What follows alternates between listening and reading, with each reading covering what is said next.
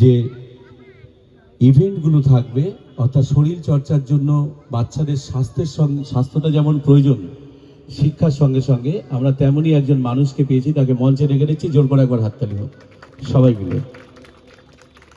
সরফরাজ স্যারকে আমরা একটু ডেকে নিচ্ছি, যিনি আগামী দিনে বাচ্চাদের শারীরিক যে প্রতিবন্ধকতা, শারীরিকভাবে সেগুলো কি চর্চা করতে হবে এবং ক্যারাটে দিয়ে বা অন্যান্য যে ইভেন্টগুলো রয়েছেন, তিনি আমাদের পাশে থাকবেন। তিনি আমাদের সঙ্গে আছেন, আমাদের স্কুলের তিনি একজন আমাদের পরিবারের সদস্য। তাকে শেফালি ম্যাম বরণ করে নিচ্ছে।